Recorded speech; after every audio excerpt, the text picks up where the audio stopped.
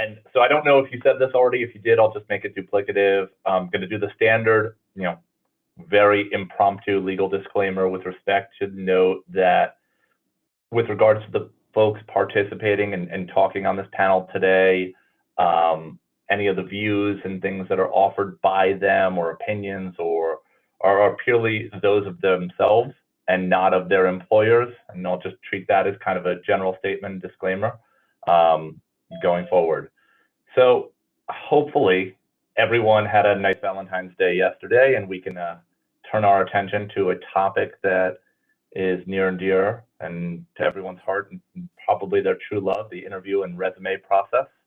And that's what we're going to be talking about today, which is kind of interview prep and panel and just, discussing the topic of interviews, going through the resume process, the cover letter and diversity statement that you have to provide, going through an actual, questions with respect to the interview itself, how you prep for it, and kind of concluding with, what should transpire post-interview. And hopefully, after the next hour, you'll have a better sense of what you're doing right, what you have to do kind of going through this process and how you should do it. And you'll have at least another number of opinions that you can look at to make sure that when you have to go through this process yourself, to the extent that you have it ahead of you, that you'll have the right information to arm you and equip you to do well going through the interview process.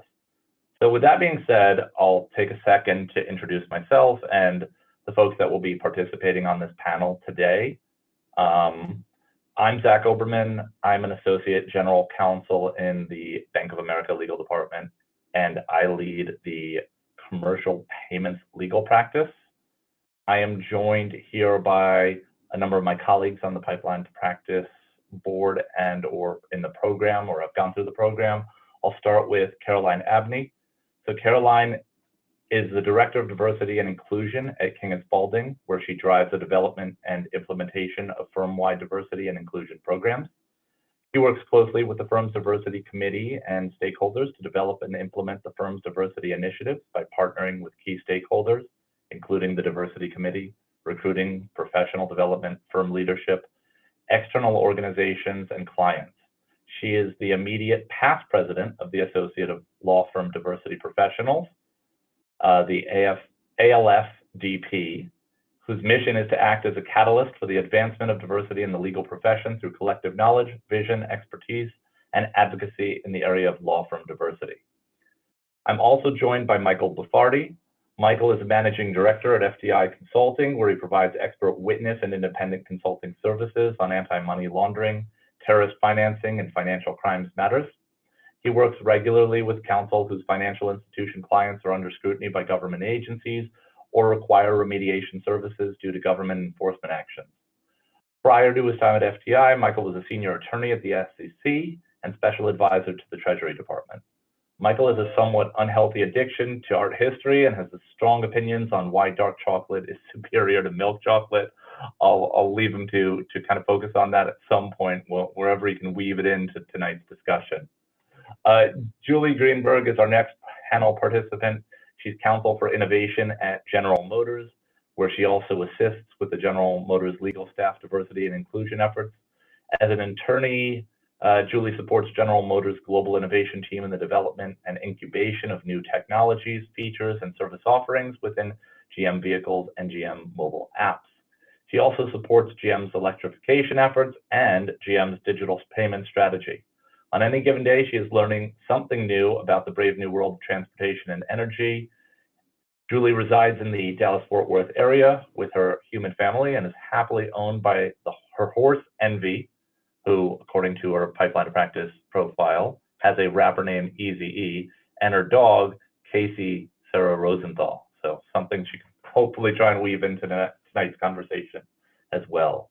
And last but not least, I'm joined on this panel by Angela Nelson. Angela is a first-year litigation associate in Quinn Emanuel's Boston office. Her practice focuses on complex commercial litigation and investigations.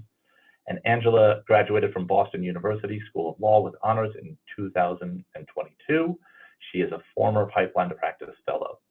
So with that said, let me also highlight something, because again, I don't know if it was clear when Diana was speaking earlier, that if you have a question, I know the chat's been disabled. We can try the raising hand functionality and see if that works. But quite frankly, I think the best thing would be if you take your phone off mute and you can indicate that you have a question, we can pause and try to answer those as we go through the presentation.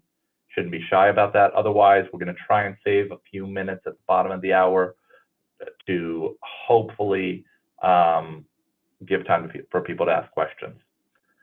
So let's, I guess, kick off this panel discussion. And I'll start with, working through the resume and the resume process. So by now, everyone on this call should have a version of a resume that they either are prepared to use or have used in looking for jobs or summer prospects. And so looking at a resume, I guess I'll start with the first question. With respect to format, tense, content, guidelines on drafting a resume, what are some, general guidelines that you would give anyone who's putting together a resume, whether it's, a first-time use of a resume, whether it's someone who's been practicing for a while? Julie, I guess I'll start with you. What would be some, tips and guidelines that you would have with respect to kind of how you would structure a resume and how you would draft one? The theme that you're going to hear from me probably today is the conservative theme. The practice of law, lawyers in general tend to be very conservative in the way that they approach things, and I don't think it's any different with resumes or interviewing for a job. So, when you have a resume, it should look fairly conservative. It doesn't need to be jazzy. You don't need to have like extra fonts or pictures on it. Don't clutter. It should be very, very simple and easy to read. It should be one font. It should be a normal font, like Times New Roman or Arial. It should not be some kind of like wacky font or script font that you have. It should be one font size all the way across, except maybe your name. So, size 12. Don't underline and bold. If you're going to emphasize something like your job title or like your company name, don't do both. Don't underline and bold and italicize. Just pick one thing to emphasize. Like just do bold. Don't use conjunctions and don't abbreviate. You might think everybody knows what you mean when you put in that abbreviation about your law school, but a lot of people probably don't. So try to spell out almost everything and don't use conjunctions, spell things out. The only thing I can say is if you have JD, that's probably fine. If you have GPA, that's probably fine. But generally the other things, spell them out. And don't mess with the margins. Please don't mess with the margins. I hate when I get a resume and you can tell that somebody's tried really hard to put it on one page and the margins are super small. Like you can tell they've been messed with, or they've messed with like the spacing in between the lines. I know it's very tempting to do what you can to get everything on one page, but lawyers, especially lawyers, they notice everything about like they will see that where some people maybe won't, they will see that. As far as content, try to use the active tense where possible. I see a lot of people who write cover letters that say things like, I am writing to apply for a job. And that sends like, that's like nails on a chalkboard to me. I write to apply for a job. That's the active tense. Again, lawyers especially, this is the one place where you're going to get raked over the coals if you use passive tense where you could use active tense. And then I always try to look for a couple of different things in a resume. I look for research and writing skills. I look for analysis, the ability to orate and present. But I also definitely look for indicia of soft skills, things like adaptability, dependability, problem solving, communications, and initiative. And if you have the ability of putting in information about your experience or your education or even your volunteer work that demonstrates any of those things, do it. So Julie, let me ask you a quick follow-up. And I know once upon a time, I feel like I was told that you should try to keep your resume as short and concise as possible. And if you can fit it on one page early in your career, that's a good thing. I mean, you're clearly advocating against messing with the margins to try and accomplish that goal. So don't do it. Do you have a feeling with respect to how long a resume should or shouldn't be at this point, or does it not matter?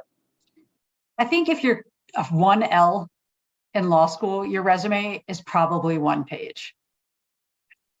I know many people have really great experience, a really phenomenal experience, even pre-law school. They've worked, they've done all kinds of different things, and that experience is important to you. And certainly, I'm not trying to detract from the experiences, the work experiences that have made you, but you probably don't need it all. It's probably, much of that content is probably not the kind of thing that a lawyer would be looking for or a firm would be looking for, unfortunately. And you can say it on one page. The only caveat to that is sometimes people tell you not to put the hobbies on the hobby, like not to add your interests, your extracurricular interests. I find that to be important, like really important, because it gives lawyers who are interviewing something to sort of open the door with, like, oh, I see you won best prize for Betty Crocker's chocolate chip cookie cook-off or whatever. Like that gives you an opening. So don't cut that. But other things like, you were a shift leader, or you were a camp counselor, or even, you researched and wrote on biotechnology issues. You don't need to add line after line about that. You can do it really succinctly. And there's definitely a clean, easy way to do it on one page that you can do it for sure. Yeah, we can help. I think we can help if you need help with that. No, I think that's a good suggestion. I mean, quite frankly, when I look at someone's resume, and it's usually for a more experienced attorney, I actually do like that section at the end where it's like I can say, okay, I remember this person because of these interests or whatnot. Yeah. And more often than not, I feel like you end up reviewing resumes and you don't spend as much time as they probably deserve reviewing the resumes, because depending on how many resumes you receive, you only have a finite amount of time to get through them. So I think kind of key concepts get on that resume are the important things, as well as the things that make you stand out and differentiate yourselves from perhaps other applicants. And great place to do that is kind of some of those special interests or hobbies or whatever you want to call it at Although the tail. I'll say that is certainly true, Zach. Like, I don't spend as much time as I should looking at resumes. I go over, I glance over, but I promise you, I will see where you've underlined a period on one sentence, but not in another. I promise you. Oh yeah. Oh yes, and I will hold that against people too. You bolded a period in one sentence, but you didn't bold it in another. Like consistency, the very, very fine, detailed little things lawyers will see. So, Michael, I'll turn that first question over to you now, and I know Julie's already done a pretty comprehensive job of. I was taking notes. No, there was a lot. There was so many good concepts. I think maybe starting with the last one, Julie, of this idea of you'll notice things where there's a period that's underlined or bolded, or even little typos or grammar issues like principal versus principal, that sort of thing. Because lawyers who are interviewing you, they're going to be relying on you to fix that stuff before it gets to their desk. So you'll be the first line of defense for that sort of thing. So if there's concern about attention to detail or proofreading, editing, that'll be something that it might be unfair when you have all these other really great skills and substantive things to provide, but it is something that they'll think about. And Julie, you also mentioned something when it comes to acronyms, but I definitely agree. It's a much broader concept, which is everyone sort of thinks that, well, people will know what I mean. And there's that, well, if I have an acronym here, people will know what that means or know what it is. And I think there is broadly, we all have our communication biases, right? We all think that we know what we mean or intend to be putting down on paper, but it might not always be received that way. Things might not be clear. There might be some areas where you need to expand a little bit or maybe shrink down some language. So someone told me that the only thing better than being a good writer is having a good editor. So have other people read this. people you trust, people who that maybe don't know your background, to get a sense of, is this clear in the concise manner that I'm trying to portray? And it might start with a 2-page resume because you want to get everything down on paper and then slowly whittle it down. Do I need this here? Do I not need this there? The goal of 1 page. Yeah. And then, yeah, I think that's editors. I mean, that's the big key, because you're going to miss, especially if you're prone to miss things like I am, punctuation like that. It's definitely something to key in, to have somebody else check. Well, and you also get tunnel vision when you look at your same document over and over again. You start to not be able to see the errors and things that are there, and and I think you have to understand that any typos or errors of that kind are going to be instantly recognizable, because reviewing documents is what people do. And the people that are reviewing your resume is what they do for a living. I mean, I can't sit down at a restaurant and look at a menu without immediately spotting a typo. So it jumps out even when you're looking at a resume. So I think having secondary kind of peer review is always a good thing as well. Okay, let's move on from resumes, because we have a good amount to cover. We'll move on and talk about cover letters and diversity statements. And so as part of the application for any position that you'd be applying for, you're going to be asked for, in addition to your resume, a cover letter and or diversity statement. And so I guess the question here is, what is a good strategy for what you should put in a cover letter or your diversity statement? And if you're required to provide both of those, how do you differentiate one from the other when applying for a role that might require both of them? So Caroline, can I open this one up to you and seek your guidance on this point?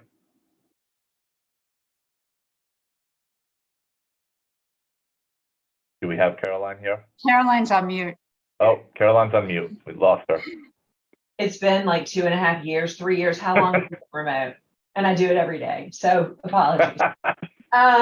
So these are just kind of what I think, and when I'm reviewing resumes, cover letters, diversity statements, there are a couple of things. What I usually like to see is that the cover letter is more about what you want to do with your career, what you've done as far as your job experience that you may have. And if you're doing a diversity statement, then that is usually something that's more of a personal statement that people share about their background and kind of where they got to where they are currently. So, but if you're just doing one, you can kind of weave those two together. There are a couple of things that I would say, and what's most important, and I see it all the time, is people will send us a diversity statement that they may have used when they applied for school. And they're obviously not taking time to rewrite it or to update it or tweak it. And I will see, so if someone's applying for, a large law firm job or any job, and they say, they talk about how they grew up, and then based on that, they really want to go into politics. If I see that and you're applying to work at, a firm, I'm going to be like, well, we're not going to necessarily hire someone and have them work here for a year when we know then they're going to leave and want to go work in politics. So make sure that you are thinking about that when you're applying for a job. So take it out and say, I really want to get experience in a large law firm, or I really want to get experience working in house, or whatever the job is that you're applying for. I don't think, some people try to make them their diversity statements to be something that is sad, or and maybe I can tell that they're maybe pulling at certain things to make the statement seem a little bit more there's ways that you can do it where you don't have to be saying like something that's really sad and awful that happened to you, unless you really want to share that. So I think sometimes people are writing things and I feel like the person's uncomfortable talking about it, and you don't have to do that. It doesn't have to be something super personal or that was sensitive to you as you were growing up. They also don't need to be super long. Usually when I see a statement, a diversity statement, I wouldn't want it more than probably 2 pages, maybe 2.5 pages. A cover letter, I would leave at 1 page. I would not go longer than 1 page on a cover letter. That's what I usually look for, or what I tell people. I will jump back into just jumping on what we were talking about before with like a resume, because it's the same thing here. I thought it was a great point about active words and then being present, active tense. Only use that like created a ... for what your current job is, as opposed to one that you worked at 3 years ago. Put it in the past tense, like created, created. It needs to be different. And you'll see people flipping back and forth in that tense, which I think, Julie, you're referring to as well. So it just needs to be just those little details. In your career services, people can reread these. They see a lot of them. They know what has been successful with other students that have come through. So I would suggest doing that. And again, like Michael said, with spelling, I can't tell you how many times I've seen trail and trial because it won't come up in spell check. And so, you have the read aloud function in Word. You can have, a million people read over it. I can't stress that enough. And it's something easy to do, to ask, someone to help you out, because you're talking, a page or 2 pages on a resume. Then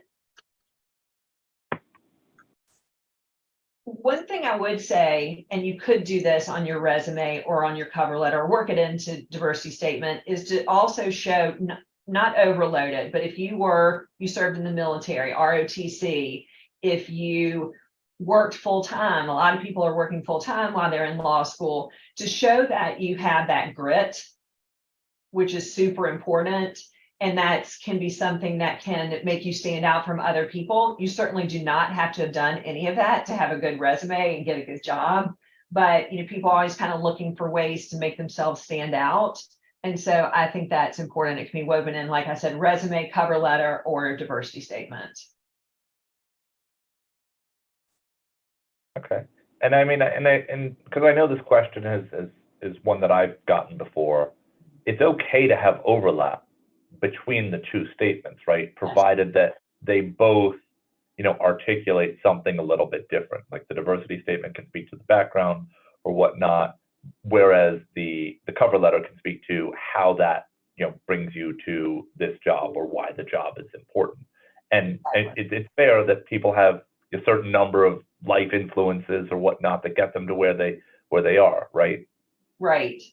And so I think it's fine to talk about, a job that you had in your diversity statement, or something that happened at summer camp. It doesn't necessarily have to be something that's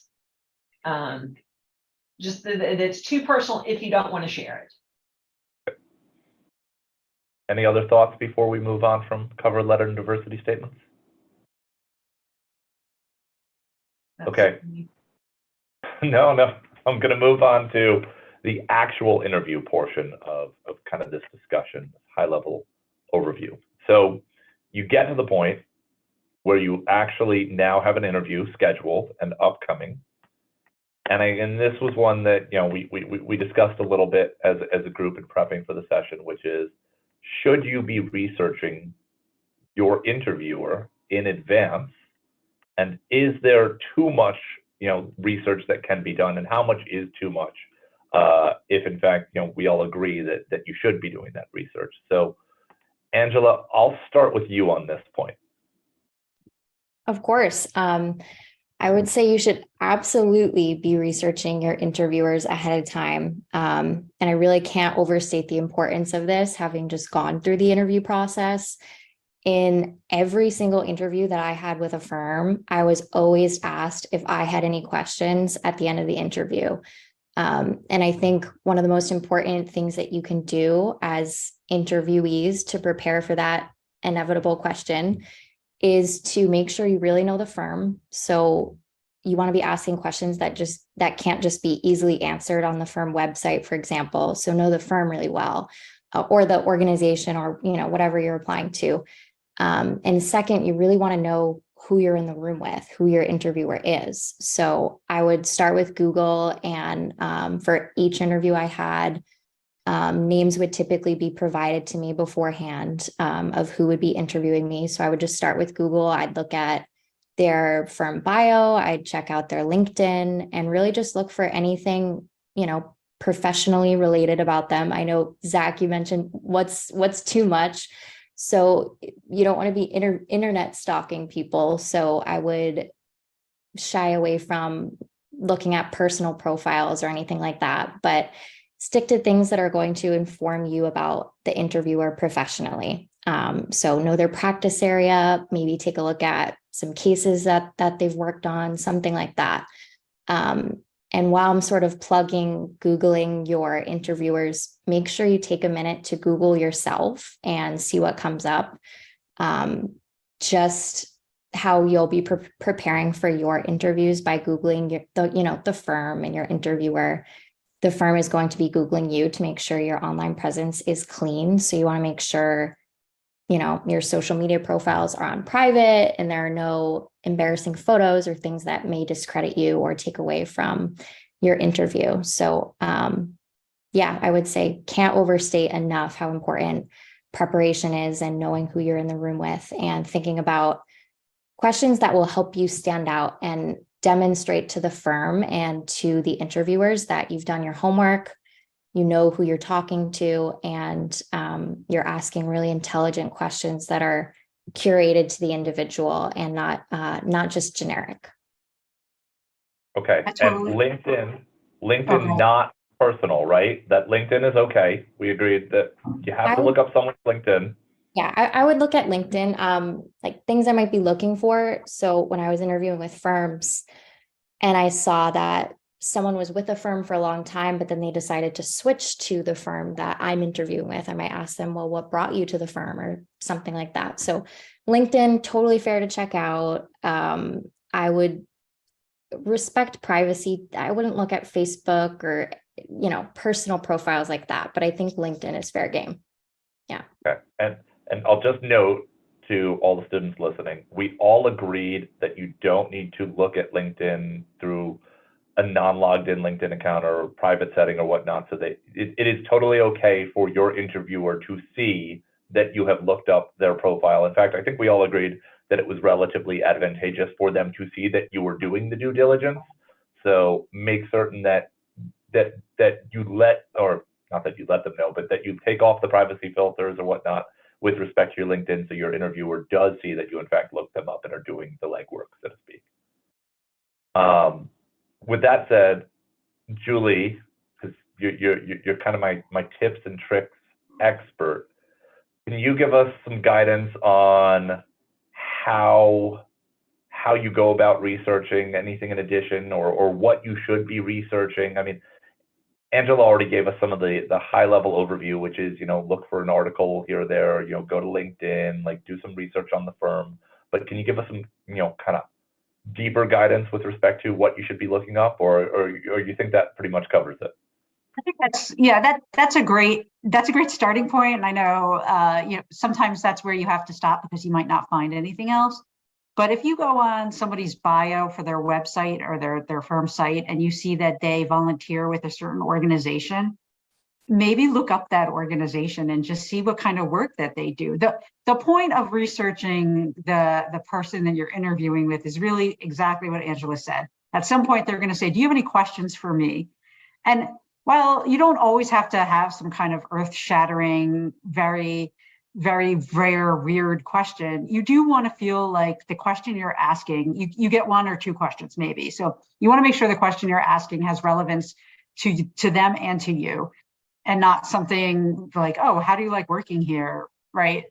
So to do that, sometimes it's helpful to look at what they do on a pro bono basis or a volunteer basis. Maybe the question you ask is, I really see that you've been very involved in the New Jersey Bar Association and with homeless organizations around the metropolitan area. And I'm really excited about the possibility of doing pro bono myself. How do you find the firm treats the balance of pro bono work with billable hours? Something like that, like tying it together. The other thing you should definitely do is go on the filing systems for LexisNexis or Westlaw and look to see if these lawyers, especially if they're litigators, have filed any briefs. And if you want to blow a litigator out of the water, the question you ask them is, I saw that in your recent case of Smith versus Smith, one of the issues was equitable estoppel. And I'm really interested in why you posed this argument there instead of this other argument. Like, read all the briefs, make sure you know the case inside out, and then ask a question about the case. Lawyers are researchers. Researching is not a bad thing when you're in the law. And so demonstrating that you've gone that extra mile, you've really, really tried to figure out who this person is and what makes them tick in their career, and trying to understand the strategic decisions that they've made. That is like lawyer heaven. So I do go deep. I agree though, don't the Facebook, the TikTok, the Reddit, all the other, more social things, like don't look at those. But anything that's on the table professionally, including volunteer work, is a go. Okay. If I can add one thing too is, but also make sure you know a lot about the firm, and I hope I'm not speaking that someone else is going to speak too. But looking at like chambers and NALP and looking at numbers and diversity and, if the person's chambers ranked, or, that a particular practice group was, a band 1 or band 2 in a particular area, I think that looks great when you have that information, because sometimes you're going to be interviewing with someone. They could switch the person on you when you get there, who you're interviewing with, hopefully not. And so to have some kind of firm things in your back pocket, or organizations, I keep saying firms, y'all, but that's just because I work at a firm. So just some things that I think that you should have in your back pocket too. And those are kind of easy to do, or even people that have summered at that particular organization, to find out like little tips and tricks of what they found when they were interviewing with that particular organization. Okay. No, thank you. And so I'm going to kind of transition into something else with respect to the actual interview, which is what you should wear.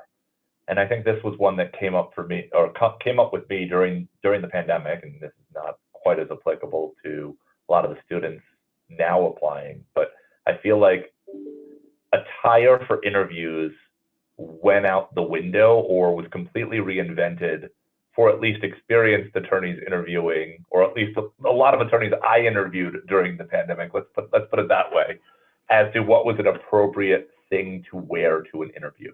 And I'll go back to Julie's point earlier in this presentation, which was, err on the side of being conservative in what you do. But Julie, I'm going to put you on the spot here because of your conservative guidance, and I think we're all going to hold true on that line. But what do you think is the appropriate thing to wear to an interview? Like I know, during the pandemic, I saw plenty of people in a sweater or something like this show up to interviews with me for positions that I had posted.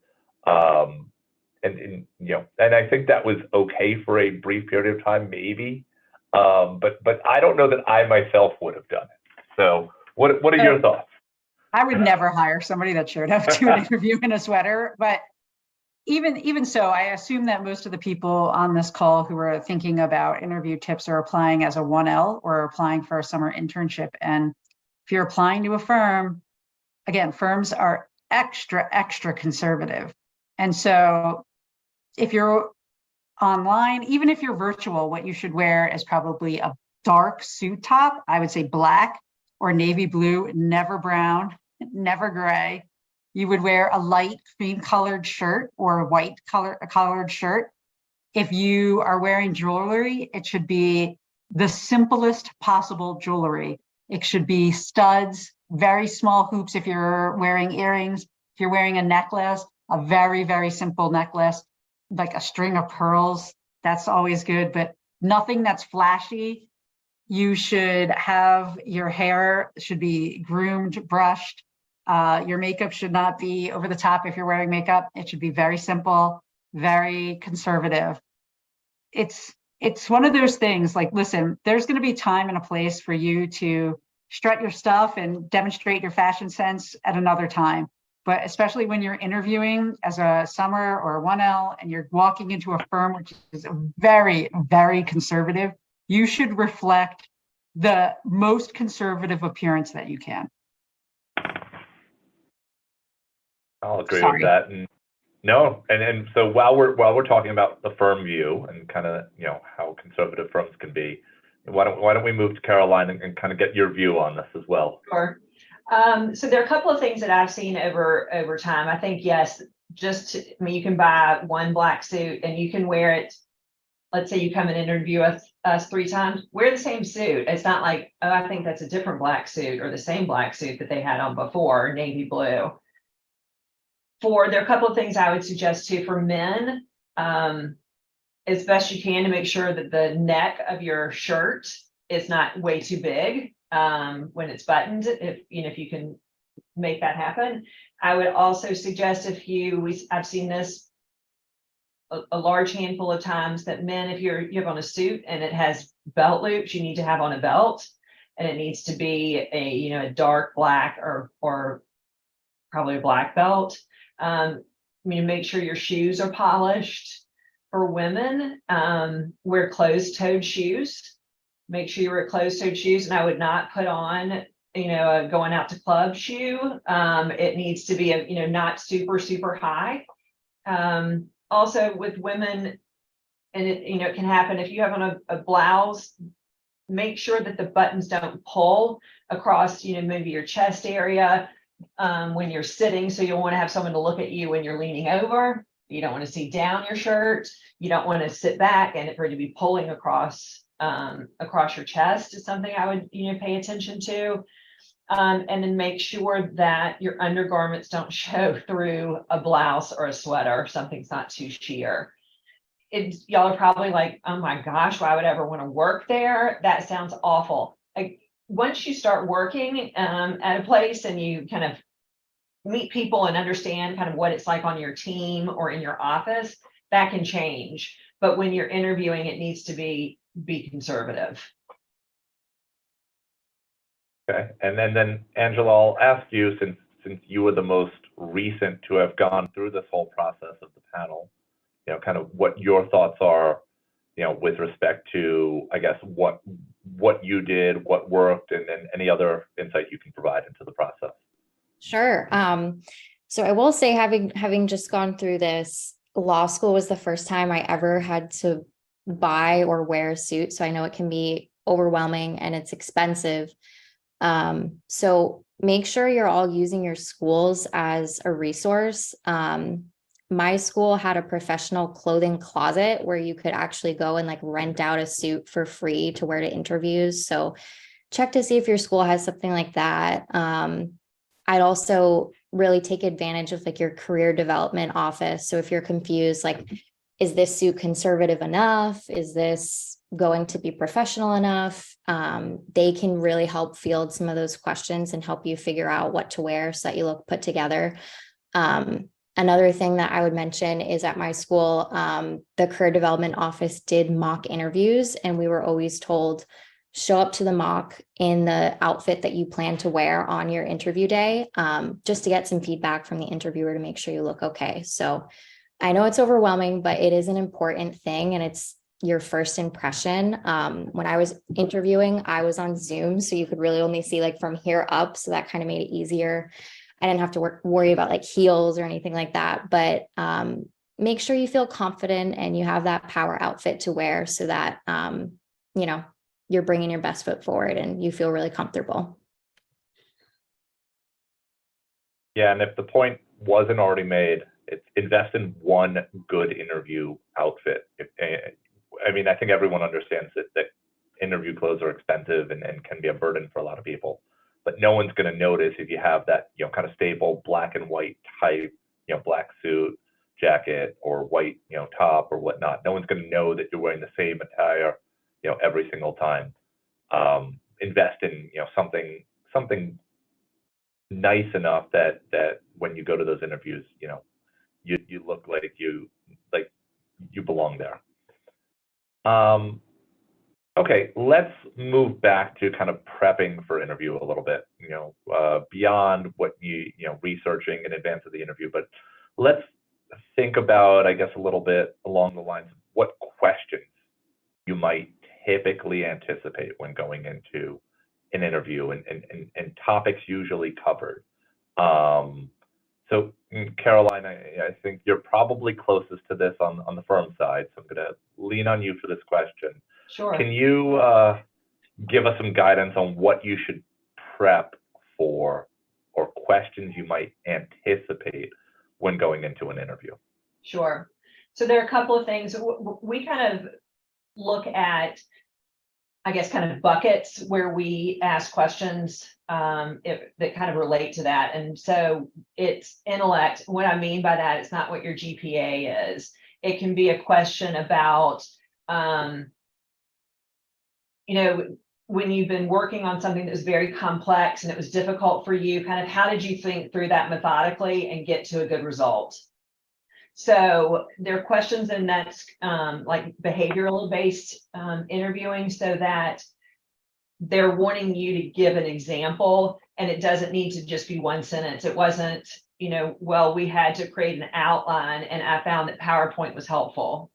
That's not really showing then the interviewer kind of what your steps were. It was like, I looked at 3 different softwares that I thought, I'm making this up because this isn't what happened, but that would be the most advantageous. I talked to some different people in my class and what they used. And after doing some background, I chose PowerPoint and found out that that is the best way for me to get my points across. Again, not a great answer, but to kind of give you an idea about that. Then, so that's kind of intellect. We've got hardworking. So again, moving anything in that can show about grit, to show about what you, if you have military background, working while you're in school, anything around that. And that could be a question about, I've written some of these down, so I'm going to read to you this one to you. Tell me about a time when you accomplished something despite significant obstacles. So it doesn't have to be something specific for while you're in law school. It could be something you did in high school. If it was really shows what you did, it could show something from college or something you did with your church or your synagogue, or whatever, fill in the blank there. Another kind of bucket that we ask questions about is interpersonal skills. So it could be a question about, tell me about a time where you weren't getting along with someone, and then how did you turn that around so it was so you resolved that and that you were able to work together more closely. So you need to start thinking about kind of in those buckets what you can say, because they're going to probably ask you a question that you could use that answer for a couple of different answers.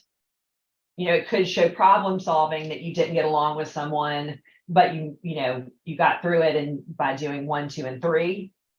It could be that kind of for the intellect. It could be more on again, interpersonal skills. There's not going to be set questions that you're always going to be asked. I think the one that a lot of people ask because they don't know how to start an interview is like, tell me why you're interested in GM. So you need to be able to say why. So again, from your research, is going to be important with that. And then they're going to be, questions that are probably going to ask about what you want, what areas you're interested in practicing in, and some other people I'm sure can jump into this. So it's okay to say, I don't know yet, but in first semester, I took X course and I loved it. And I thought I wanted to do transactional work, but I really learned about this. So I'm really open. And so when I summer, do y'all have a rotation that you can rotate through different departments? And it can be a question and showing that you've thought about it. Don't say you're really interested in IP work if whatever organization doesn't have an IP group.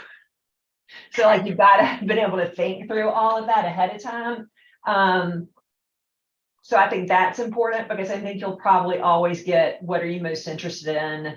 What practice area, or why did you go to law school? So not the same questions that we ask every time, but we ask them around certain kind of buckets or themes.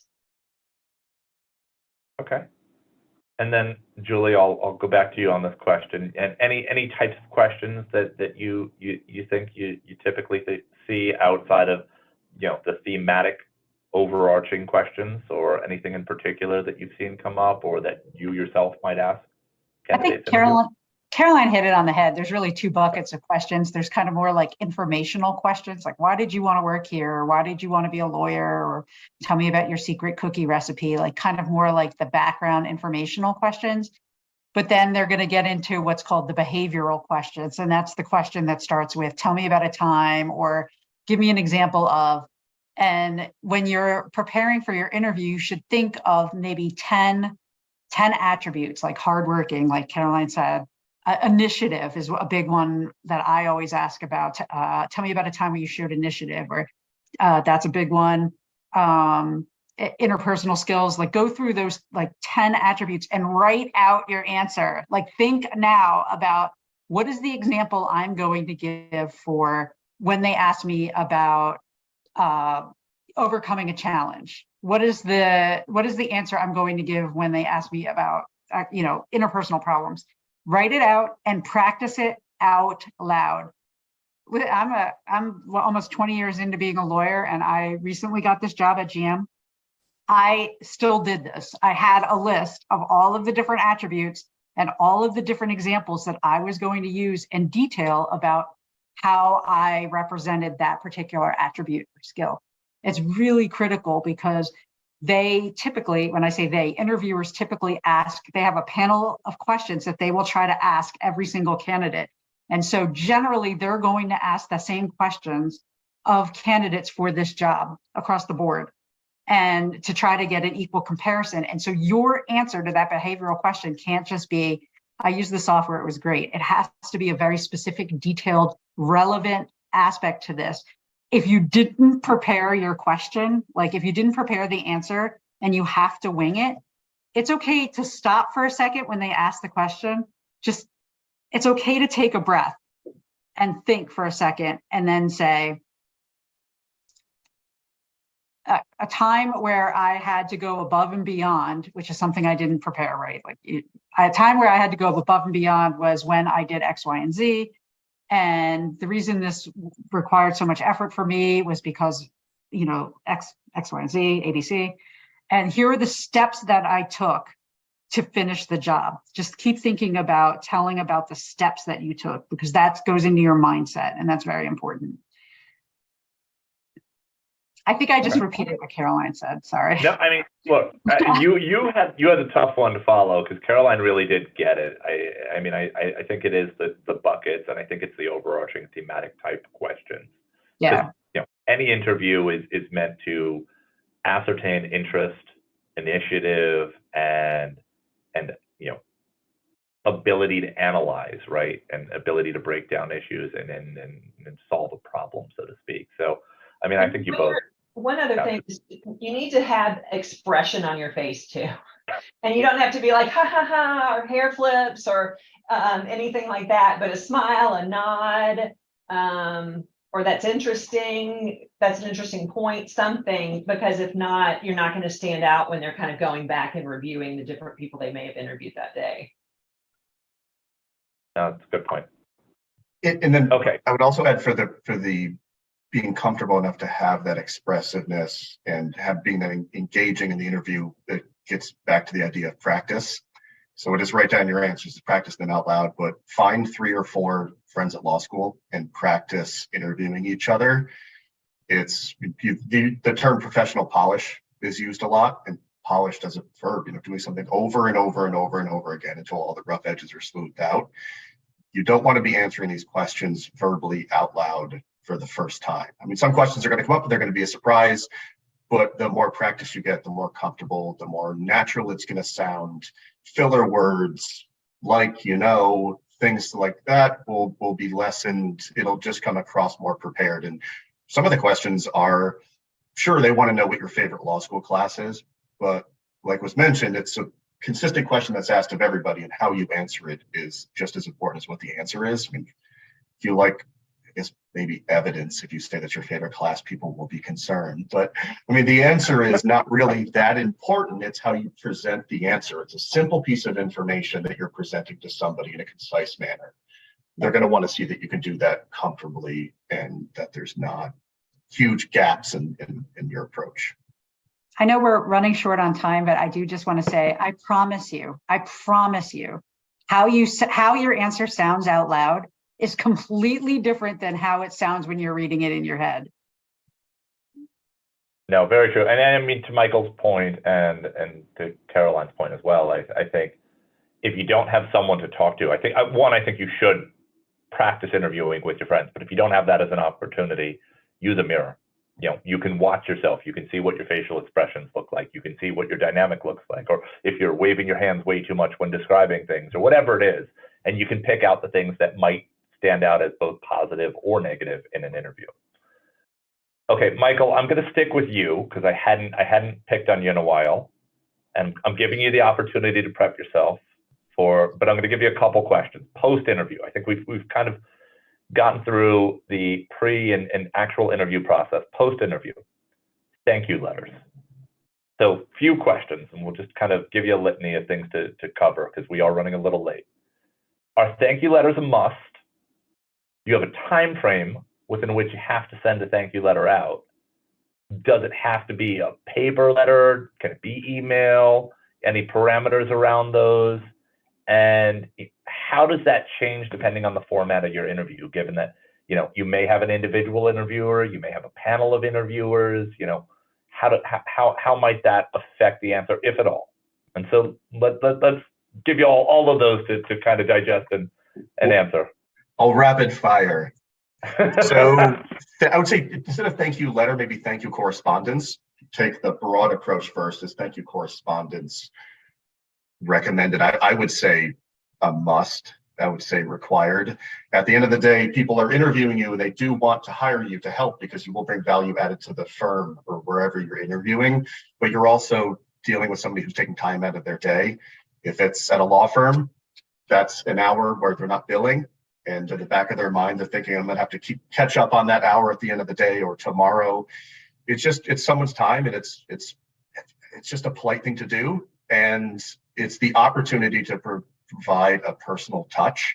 If something comes up in the interview, or you and your interviewer went to the same school, or you had a common theme, it's a way to personalize and reinforce that concept during the thank you note. I never check my mail, so I'm probably the wrong barometer for this sort of thing. So I would say email is fine, short, 2 to 4 sentences, well, probably 3 to 4 sentences, thanking for their time and reiterating your interest.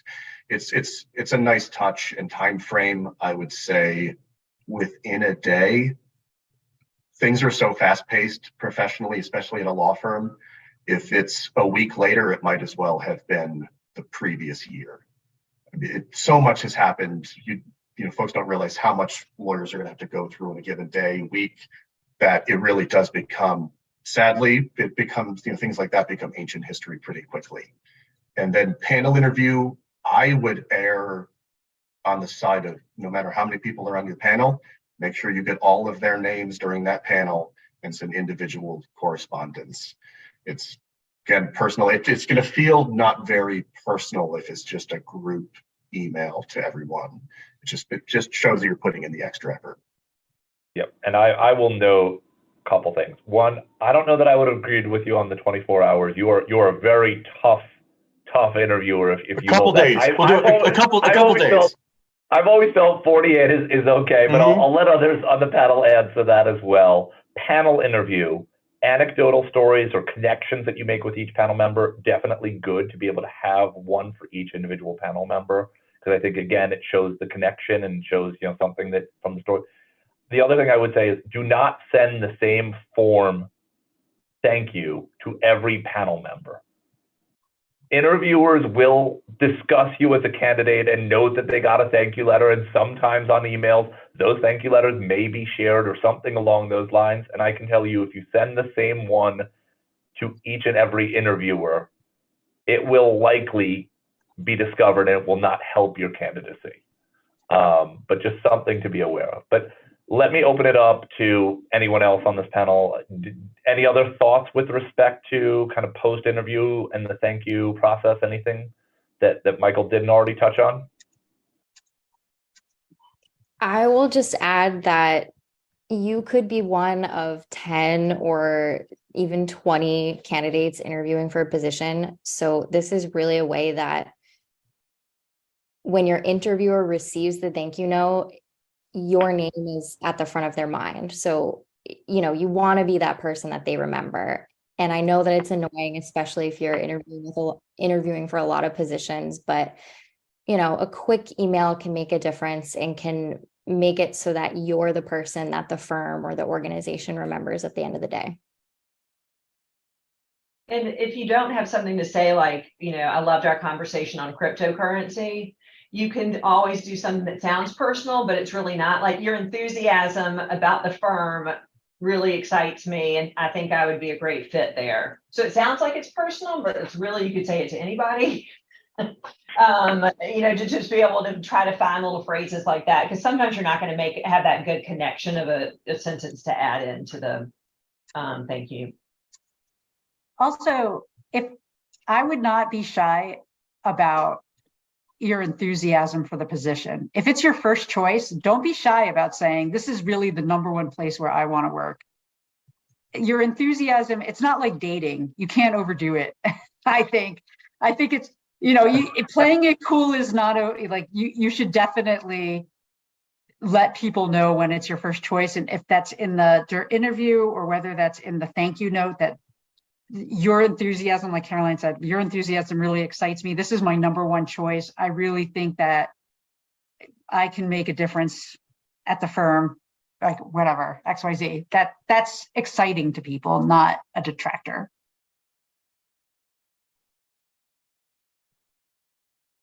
Okay.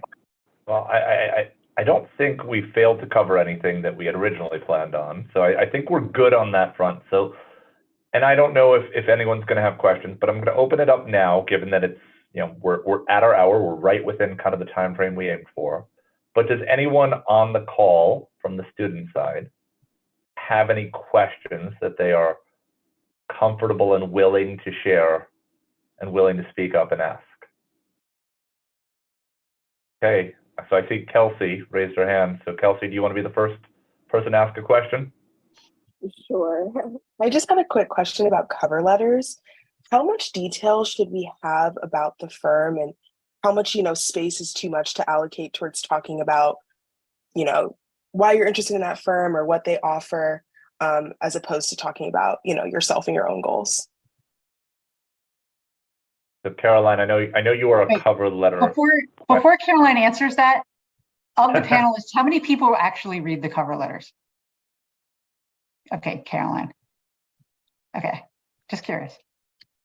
Well, I want to say yes. To be fair, I don't get a cover letter from anyone applying to a role on my team. Yeah, I guess I don't either. I only see the resumes.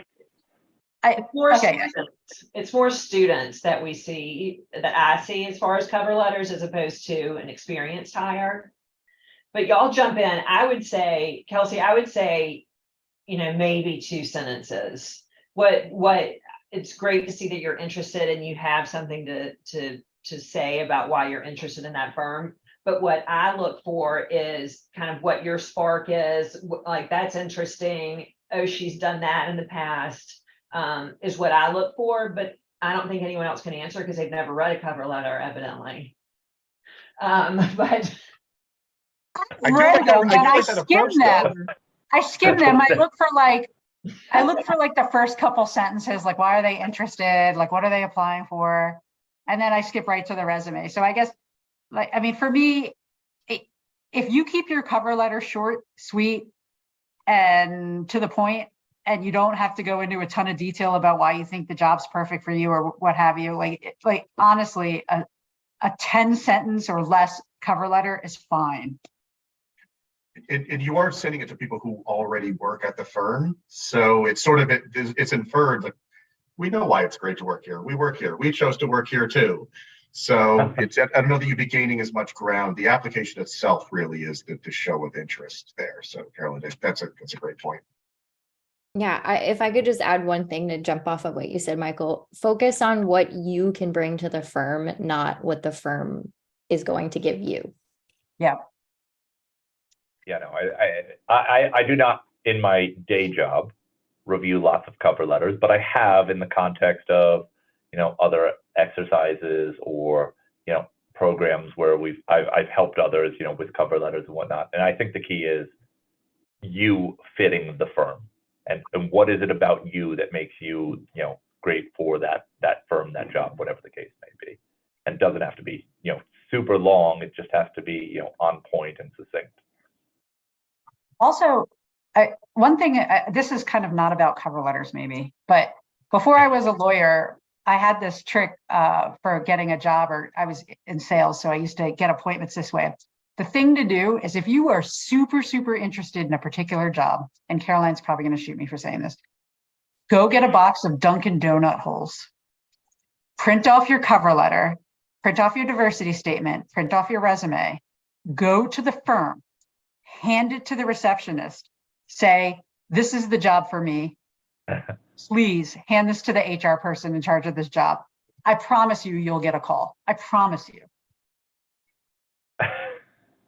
It works. If you go and you drop something like a little box of donuts, your name, your number, people really go crazy over that. Like that's a show of initiative.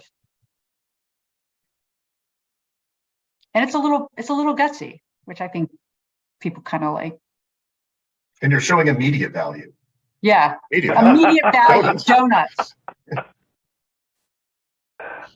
If you do that, call me later and tell me how it worked. Because I think we all now want to know how it works out if anyone actually does it. Never had that not work for me. Does anyone else have any questions, knowing that we're just a few minutes past? Okay, either we did a really great job and covered everything, or people are a little bit, quiet and not asking questions tonight. So I'm gonna wrap it up. If you have any other questions after this that come to mind, feel free, and we'll put an email out with our email addresses in it at some point in the coming days. Hopefully relatively soon. Feel free to send an email with any questions that you have. And quite frankly, I think anyone, you can share it if you want it to be anonymous, and we can, more broadly answer a question for the group that others might have, or we see a recurring question, we might do so. But want to make sure that we give everybody the opportunity to ask whatever questions they may have. Second, and probably not least important, probably one of the most important parts is, I think all of the panelists here have agreed that if we receive any resumes from anyone that is still listening in, or that attended this program, or that generally just wants to have someone take a look at their resume, if you have an interest in having someone take a look at it, shoot us an email. We can figure out, amongst ourselves, who will review what. But at least one of us, if not more, will be more than happy to take a look at anyone's resume that wants a quick look and send you some feedback, comments, edits, whatever the case may be. So it's an added bonus for having, attended this program or whatnot. Feel free to, reach out if you have a desire to have your resume reviewed. On that note, I'll give everybody one last opportunity to ask a question.